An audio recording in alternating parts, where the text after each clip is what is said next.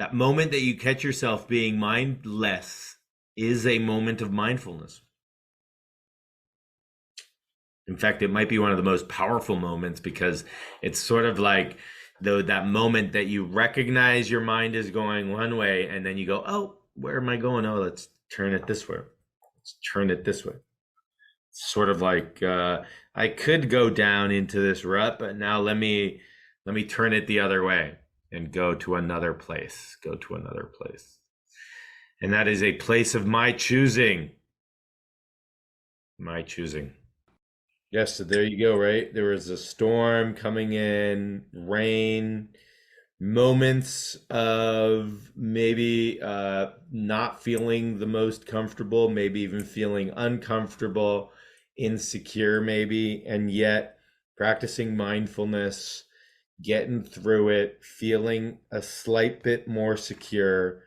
And most importantly, having that ability to, yes, I'm driving, but uh, where can I choose to place my attention? Right? Where can I direct my attention that makes me feel more grounded, more safe, more secure, more supported, whatever it might be, as opposed to possibly letting your mind just wander and worrying about, oh my goodness, am I going to get into a car accident? I can't see. I don't know where I'm going.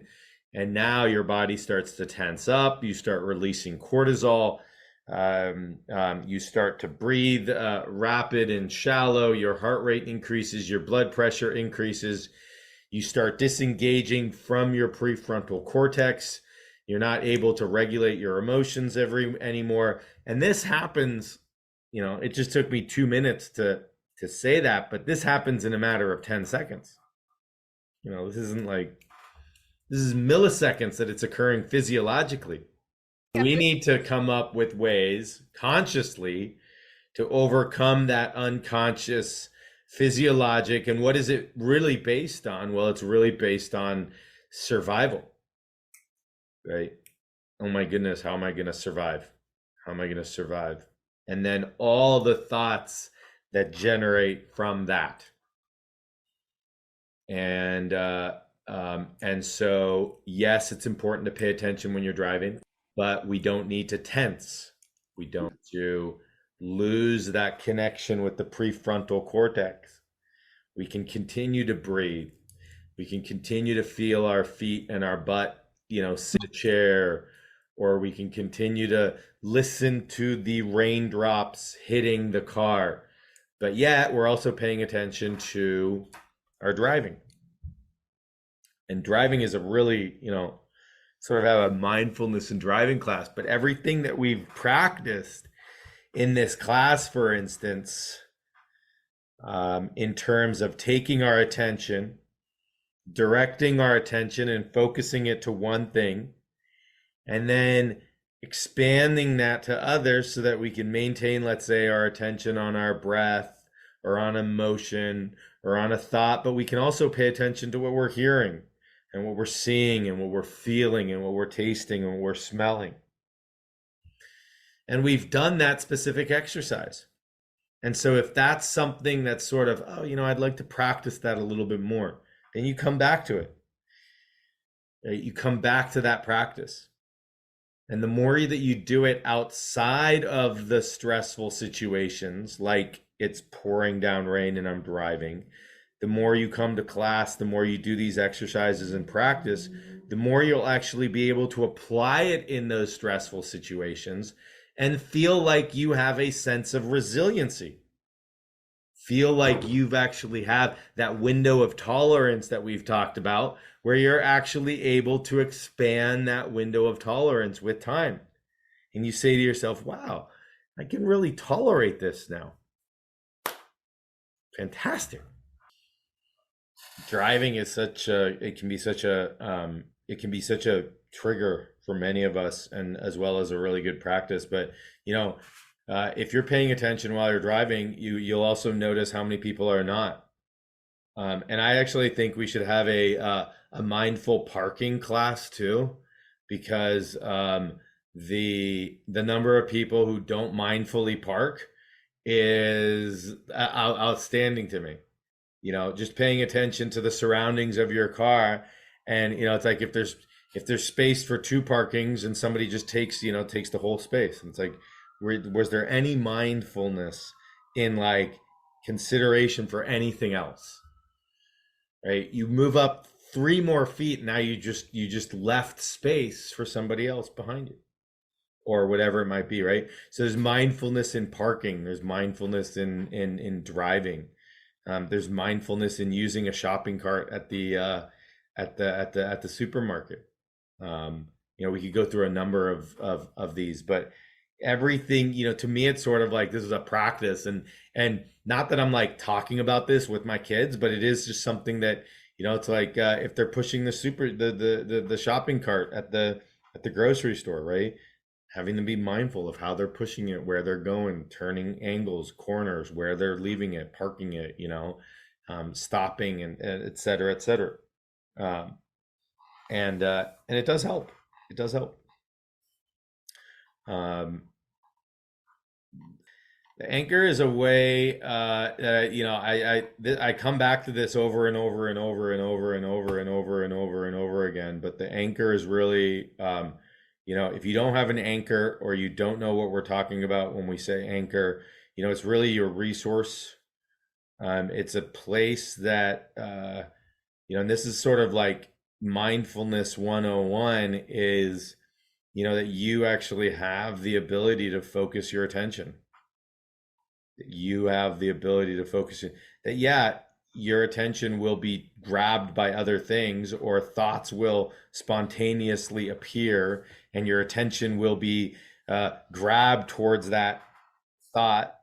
But if you're not aware that a thought appears, and your attention can go to that thought and now be overcome by that thought or emotion, then that's half the battle, right? Just being aware that, for instance, something can arise in our awareness and we can pay attention to it or not, that's half the battle. Or asking yourself, what am I choosing to pay attention to? What am I choosing to pay attention to? And I believe it was actually, I think I've said this before, but I believe it was Ram Dass who when he was going through his meditations and his sort of awakenings, I guess, is he all of a sudden he's like, and then I just realized that there was something more interesting that I could pay attention to.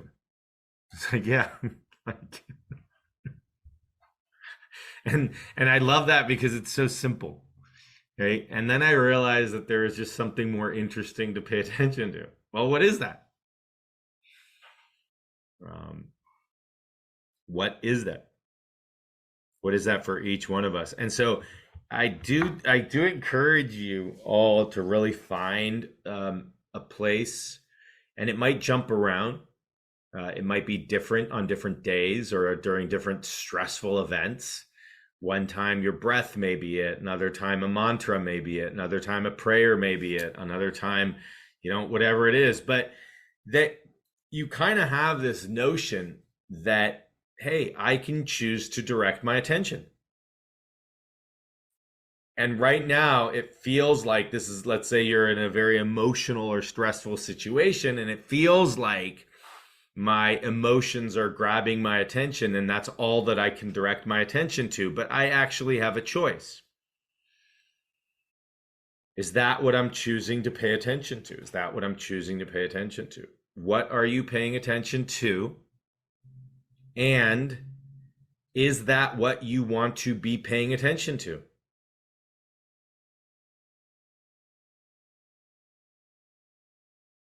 It's a good question. I think so.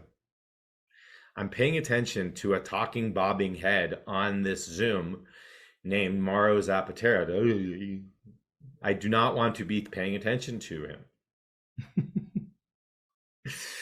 Then you log off. But it's a good question, right? What am I paying attention to? And do I want to be paying attention to that? And if not, how can I train myself to pay attention to what I want to pay attention to? And what I would recommend is paying attention to something that is resourcing to you. that makes you feel more safe, that makes you feel comfortable, that makes you feel relaxed, that makes you feel as if you can breathe a deeper breath, as if your body can relax or open a little bit. Pay attention to that, whatever that might be for you. All right. Whatever that might be for you. It might be the image of an ocean. It might be a sun setting. It might be holding a pet or holding the hand of a loved one or hugging somebody.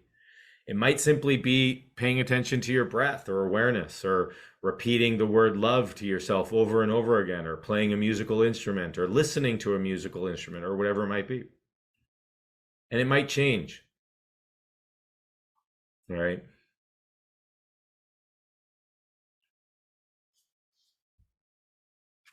Today we're going to do a practice. It's still under this cultivating positive emotions, cultivating. And why is this so important? Well, because we've talked about this for a number of different weeks. We did gratitude, joy and gratitude last time.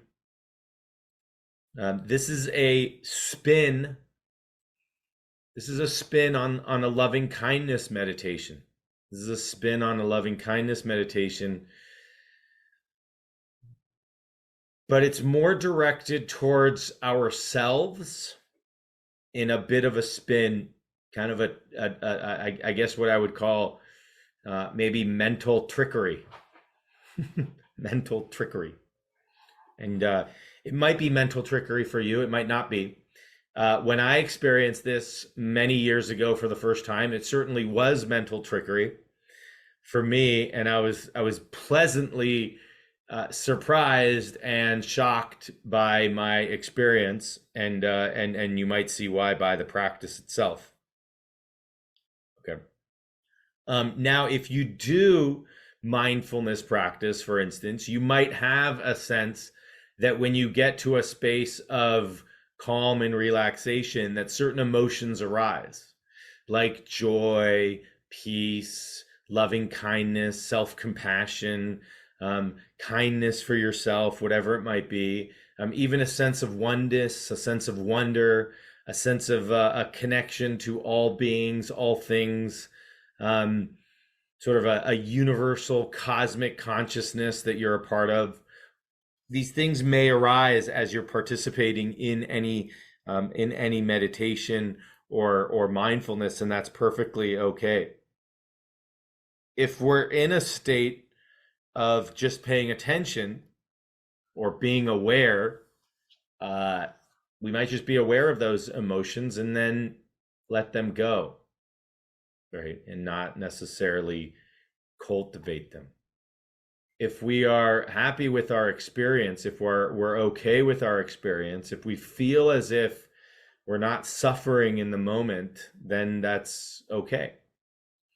If we are suffering, then there's a reason we're suffering. And so learning how to cultivate positive emotions may be helpful. I'm not always saying it's a panacea, but it may be helpful, and it may be a practice that you want to incorporate into your many practices or many tools.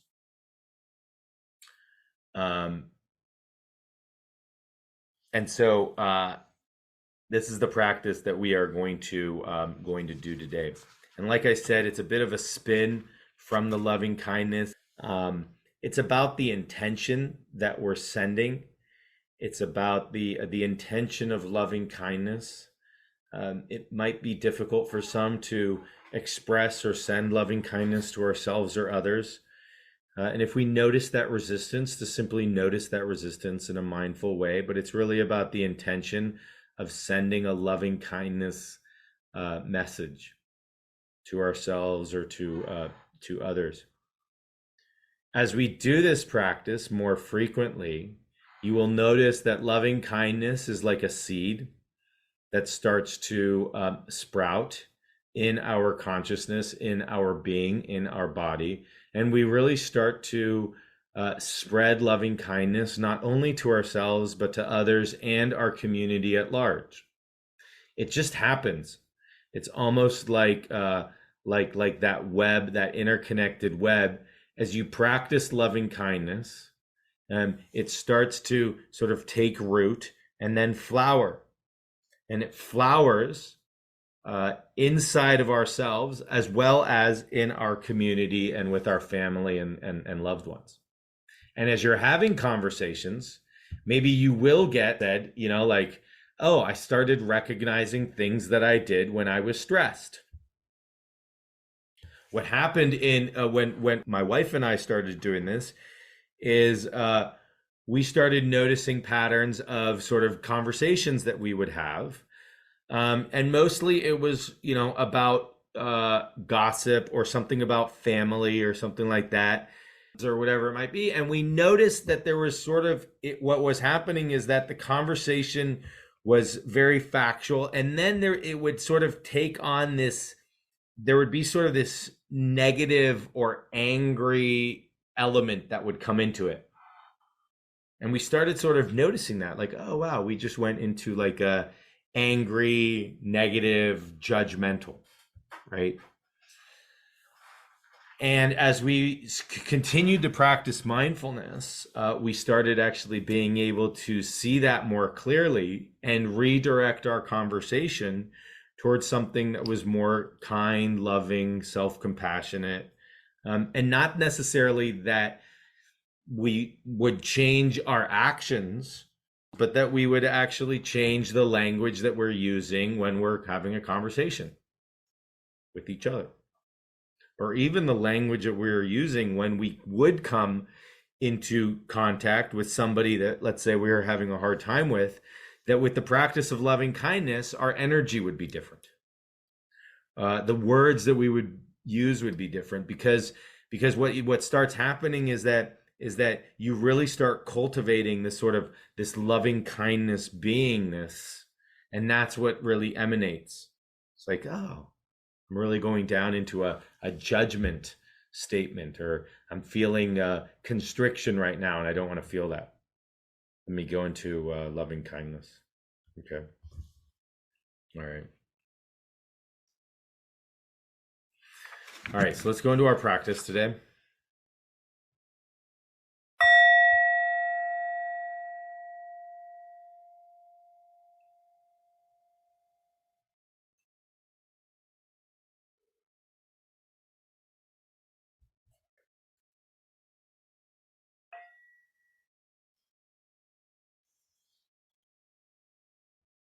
So let's find a comfortable posture. Posture you will feel relaxed and alert. Closing your eyes if you feel comfortable closing your eyes.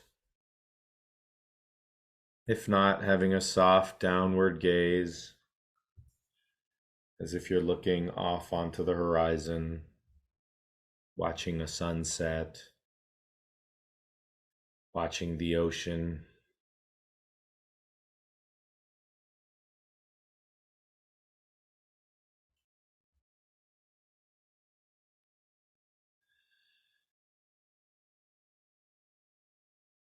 And just taking a moment to give yourself permission to do this practice today.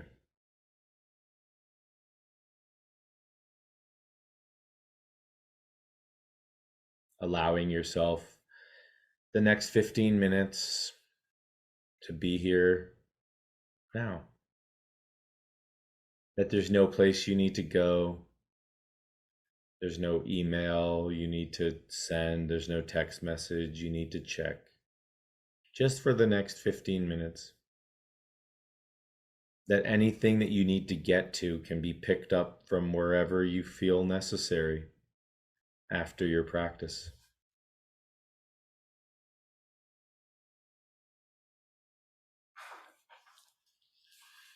And taking notice of the state of your body and mind right now.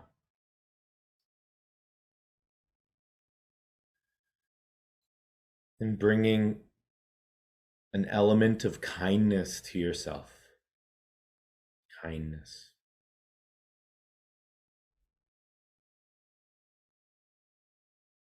And taking a few deep breaths, 2 or 3, and letting your mind calm and your body calm with each out-breath, as if you're releasing any stress or tension that is held in your body as best you can. Releasing the tension, feeling the body become heavier with each breath.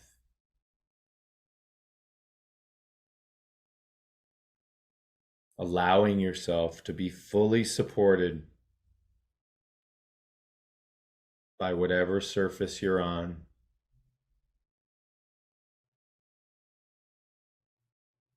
by yourself, by the walls around you, by your community, by everyone in this mindfulness class, and by the world at large, by all beings.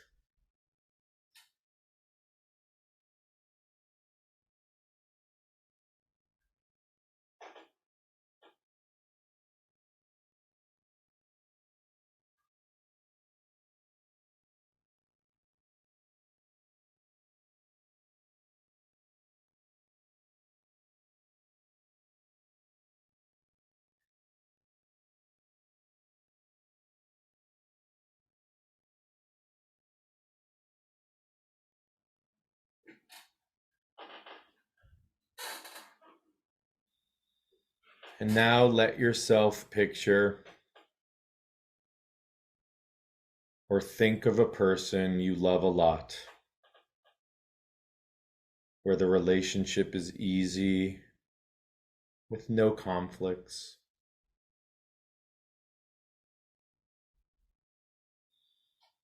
Bring this person to mind as you remember and picture them.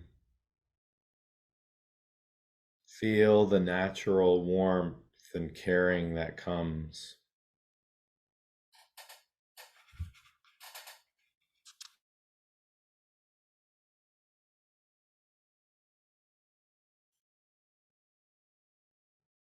Notice your love for them.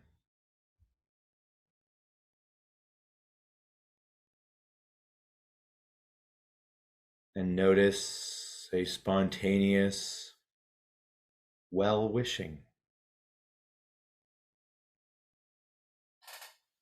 That as you bring this person to mind,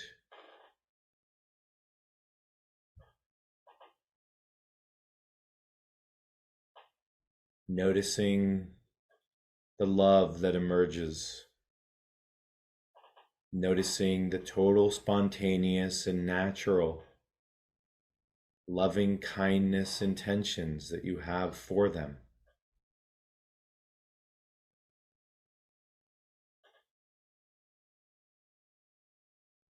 Let these kind intentions be voiced in a very simple way, softly and silently in your mind, wishing them well.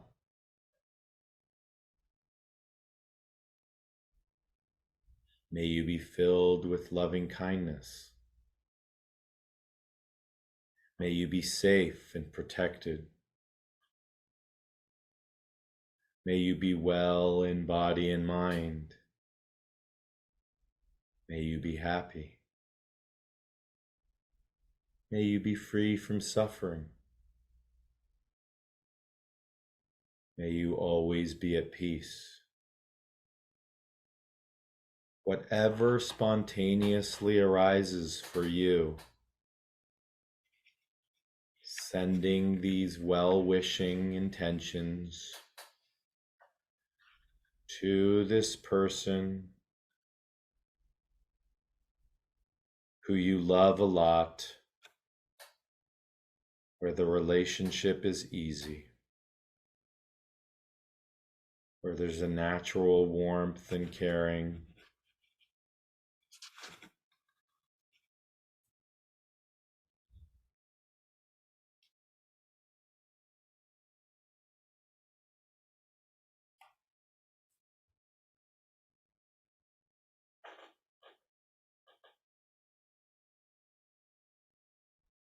Feeling that sense of love emanating from you, going towards them, as if they are standing right in front of you, wishing them well. And just notice your body and mind as you offer these intentions to one you care about. Has your body, has the felt sense of your body or mind changed from the beginning?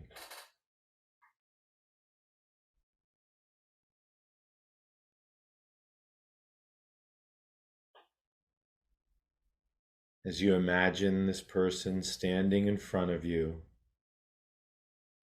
wishing them well,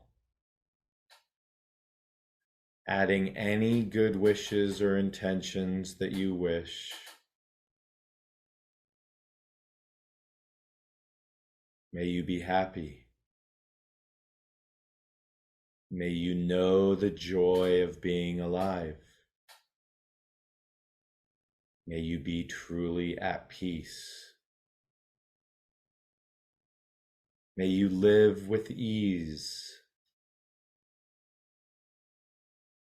Whatever it is, and feeling the felt sense in your body as you're wishing loving, kind intentions to this person that you love. Imagining them stand right in front of you. Noticing how that feels.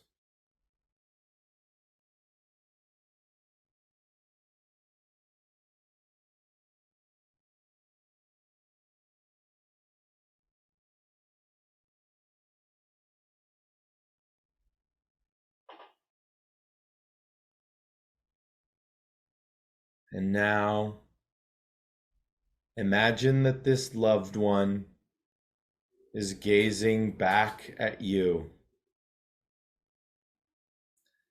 They see you with the same loving eyes, reflecting the same care and kindness that you have offered to them.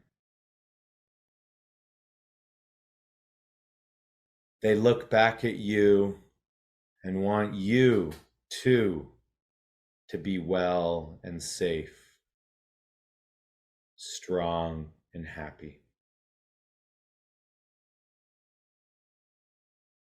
Picture or imagine them wishing these for you,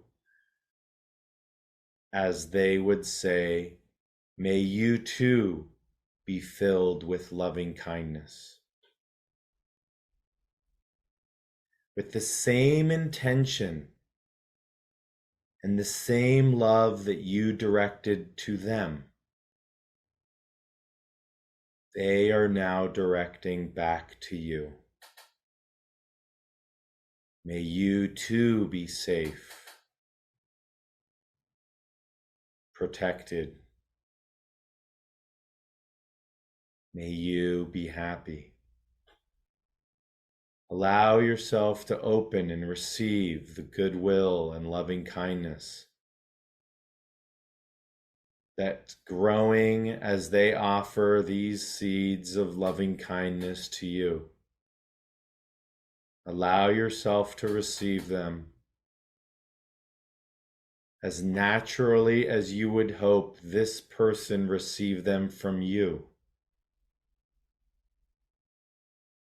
With the same energy, the same level of intention that you are directing to them, reciprocating back to you, and rest in that.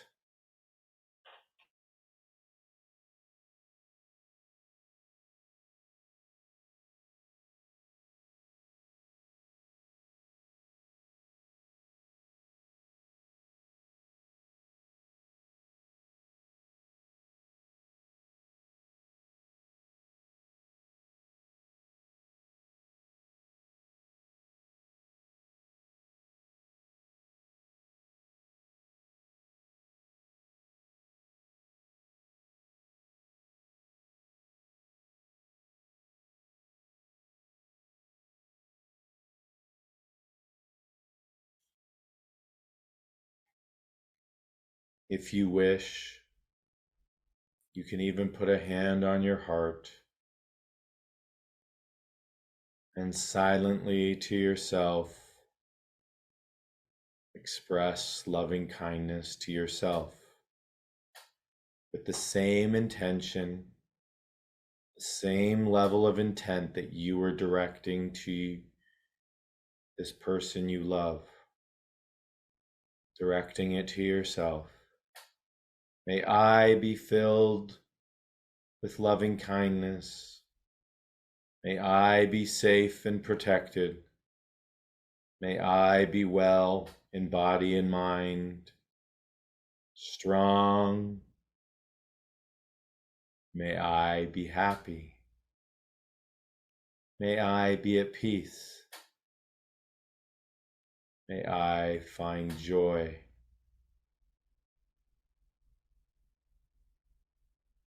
Offering it to yourself in the same way as you are offering it to them.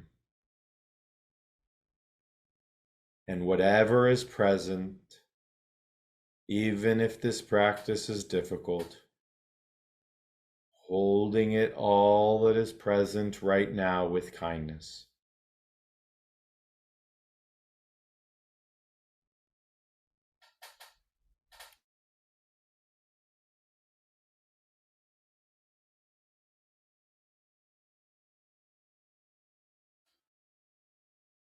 May I be happy. May I be full of loving kindness. May I be at peace.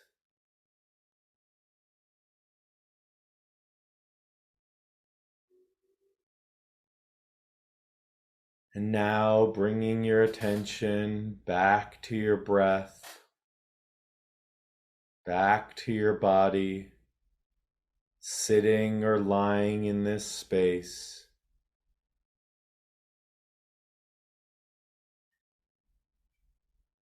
Acknowledging your experience in this moment.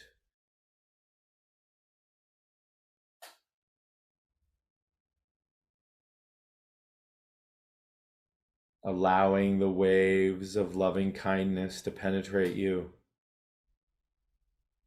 to inform your body, mind, and spirit. And from you resonating to the entire world in loving kindness.